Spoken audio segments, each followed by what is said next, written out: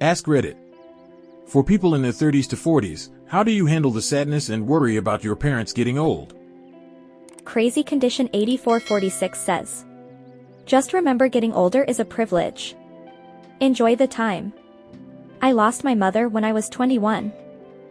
XK543X says, it's usually closer to 40, but they say what triggers a midlife crisis is seeing the point of you transferring into being caretakers for your parents, as they grow less capable and lose the role of protector and provider. While at the same time, watching your children grow more capable and less reliant causes a weird shift of forced introspection of growing older and what it's like, while reflecting on the nostalgia of being young. 9 Umo Pappas DN says, spending meaningful quality time together, making memories, saying the things that need to be said.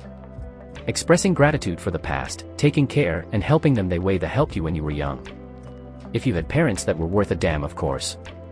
Vic Damned Lee says, I've come to see death as an inevitable and natural part of life, and, when the time comes, I will be sad but it won't ruin me.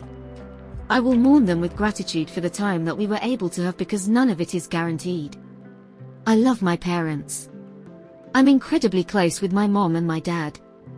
I hope that they are around for many more years and that, when death finally comes, it's not in the form of some horrible drawn-out illness.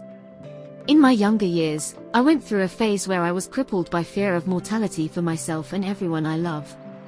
Part of getting myself out of that mess was accepting things as they are. And therapy. Lots of therapy. Curious Voice says, rather than feeling sad they're getting old, try to look at it from their perspective.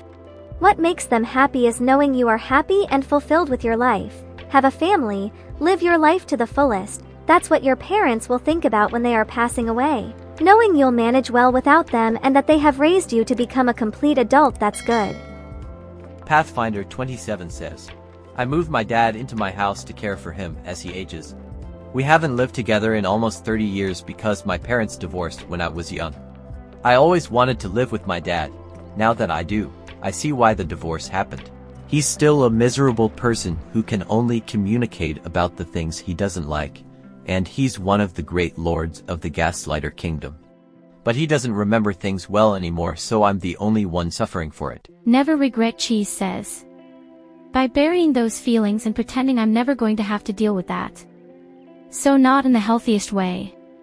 Sometimes I worry, especially that I don't know any of my dad's friends' info or even their names. He's a fantastic person, and the idea of throwing him a funeral where pretty much no one attends, because we don't have much family alive and I don't know how to contact his friends, is horrible. Should probably ask about this stuff from him, but that would require discussing about a topic I very much don't want to acknowledge, so back to unhealthy denialism it is. Jolna says, the pro strategy is to have them die when you are young. I lost my dad at 21 and mom at 29. But there are 2 little nuggets that I've come across on the internet that I hope would influence my relationships with them if they were still here. First, and who the hell knows if this is true, but it sounds true enough, by the time you are 18, you've spent about 90% of the time you're going to, with your parents. So everything that comes after that, make it count. Second, don't think about the time you have with them left, in years. For example, if you visit the parents 3 times a year and think they have about 20 years left. That's not 20 years. That's 60 visits. Use them wisely.